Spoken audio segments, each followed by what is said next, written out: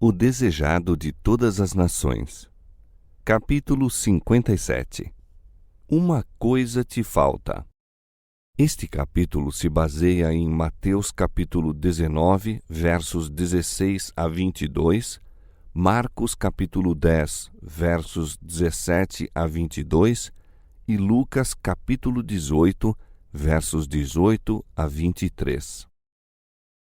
E pondo-se a caminho, correu para ele um homem, o qual se ajoelhou diante dele e lhe perguntou: Bom mestre, que farei para herdar a vida eterna? O jovem que fez essa pergunta era príncipe. Tinha grandes haveres e ocupava posição de responsabilidade. Vira o amor que Cristo manifestara para com as crianças que lhe foram levadas.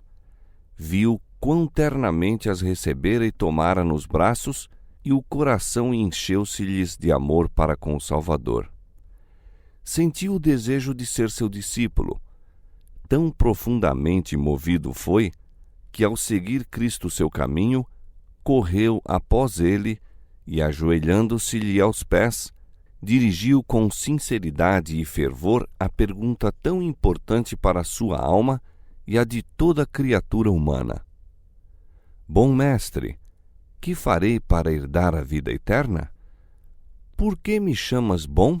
Disse Jesus. Ninguém há bom senão um, que é Deus.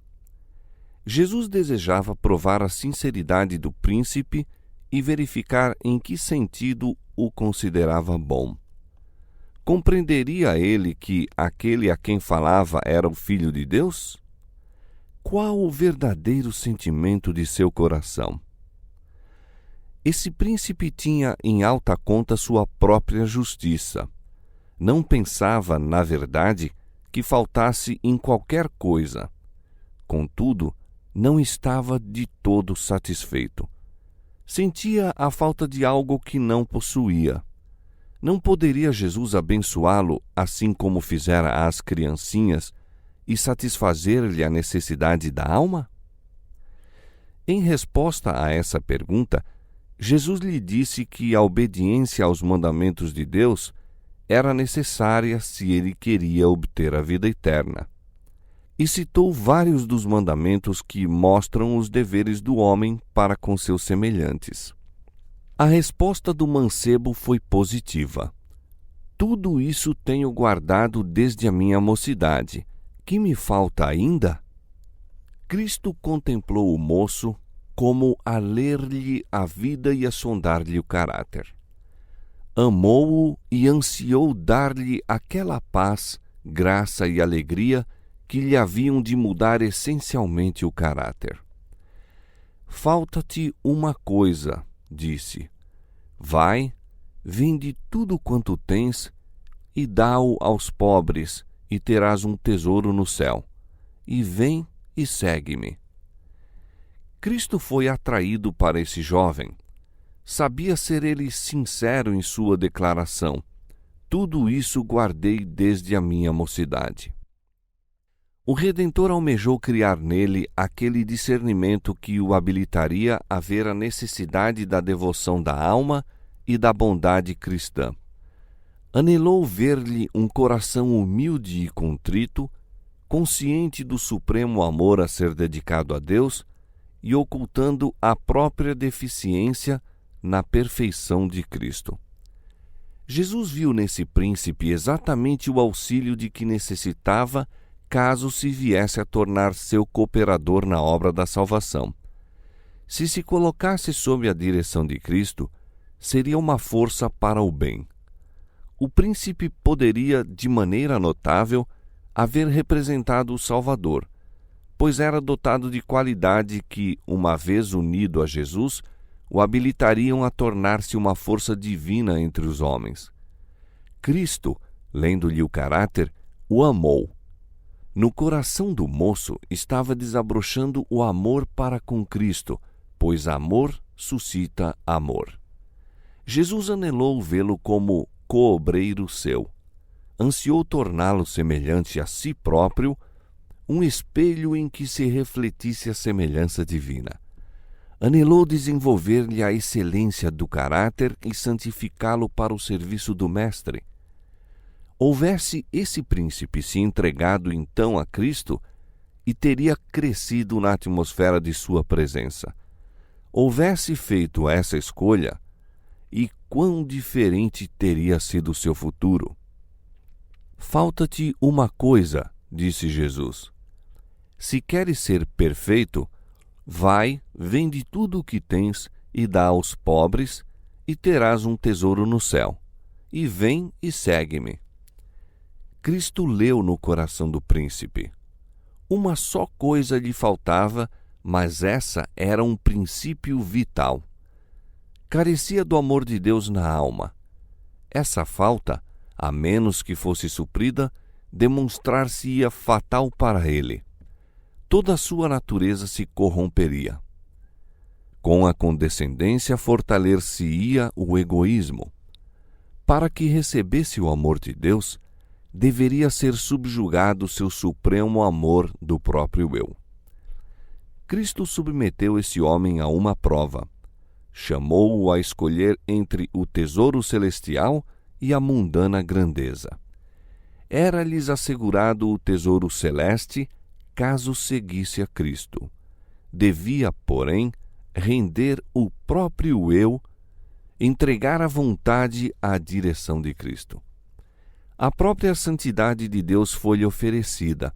Tinha o privilégio de tornar-se filho de Deus e co-herdeiro de Cristo no tesouro celestial. Mas devia tomar a cruz e seguir o Salvador na vereda da abnegação. As palavras de Jesus ao príncipe representam em verdade o convite: escolhei hoje a quem sirvais. A escolha foi deixada ao seu arbítrio. Jesus estava sequioso de sua conversão. Mostrara-lhe o foco infeccioso no caráter e com que profundo interesse observava o resultado ao pesar o mancebo a proposta. Se decidisse seguir a Cristo, deveria em tudo obedecer-lhe as palavras. Deveria dar as costas a seus ambiciosos projetos. Com que vivo, ansioso anelo, com que sede da alma contemplava o Salvador o moço, esperando que cedesse ao convite do Espírito Santo.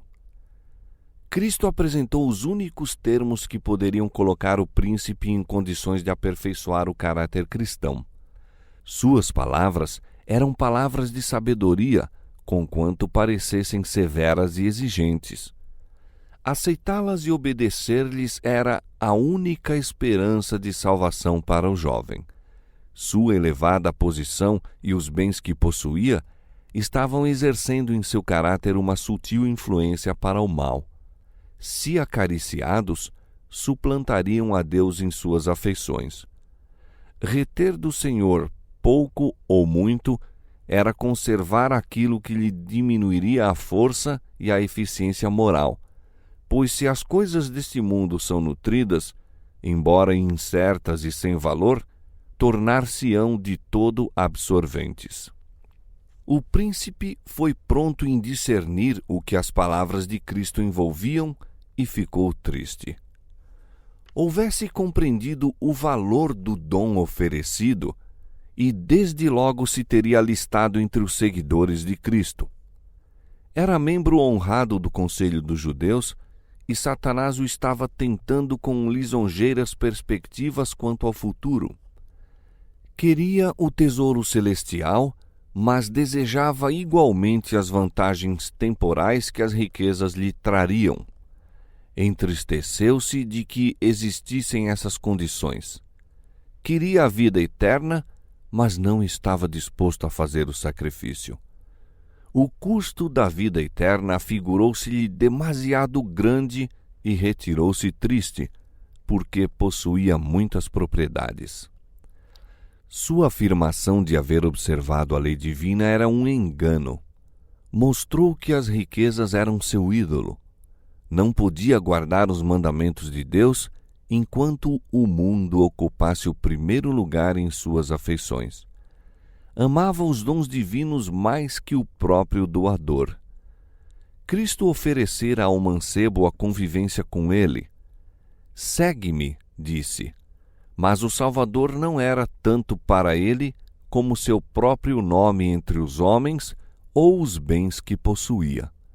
Renunciar ao tesouro terrestre, que era visível, pelo celestial, que não podia ver, era arriscar demasiado. Recusou o oferecimento da vida eterna e foi embora, e haveria o mundo daí em diante de receber sempre o seu culto. Milhares estão passando por essa prova, pesando Cristo contra o mundo, e muitos são os que escolhem o mundo. Como o jovem príncipe, retiram-se do Salvador, dizendo em seu coração: não quero que esse homem seja meu guia. O trato de Cristo para com o mancebo é apresentado como lição objetiva. Deus nos deu a regra de conduta que cada um de seus servos deve seguir. É obediência à sua lei, não somente a obediência formal, mas a que penetra na vida e se demonstra no caráter. Deus estabeleceu sua norma de caráter para todos os que se quiserem tornar súditos de seu reino. Unicamente os que se tornarem coobreiros de Cristo, só os que disserem: Senhor, tudo quanto possuo e sou te pertence, serão reconhecidos como filhos e filhas de Deus. Todos devem considerar o que significa desejar o céu e, todavia, voltar as costas em face das condições estabelecidas. Pensai no que significa dizer não a Cristo. O príncipe disse: não, não te posso dar tudo. Diremos o mesmo? O Salvador se oferece para participar conosco na obra que Deus nos deu a fazer. Propõe servir-se dos meios que Deus nos deu para levar avante sua obra no mundo. Unicamente por essa maneira nos pode ele salvar. Os bens do príncipe lhe foram confiados para que se demonstrasse um fiel mordomo. Devia servir-se desses bens para benefício dos necessitados. Assim, hoje, Deus confia haveres aos homens, talentos e oportunidades, a fim de que sejam instrumentos seus no ajudar os pobres e sofredores. Aquele que emprega os dons que lhe foram confiados segundo os desígnios divinos, torna-se coobreiro do Salvador, conquista almas para Cristo, porque é representante de seu caráter.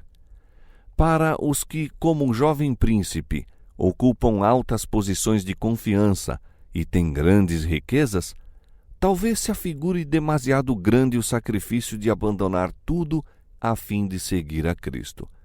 Mas esta é a regra de conduta para todos quantos se quiserem tornar seus discípulos.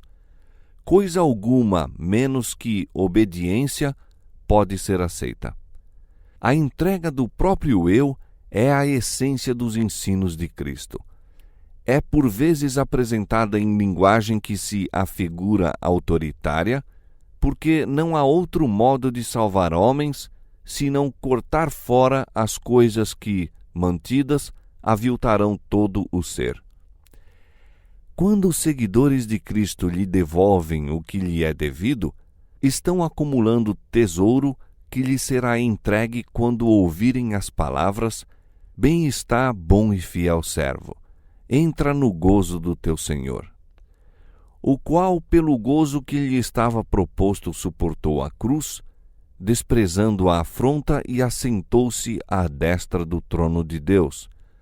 O gozo de ver almas redimidas, almas eternamente salvas, eis a recompensa de todos os que se assentam aos pés nas pegadas daquele que disse: segue-me.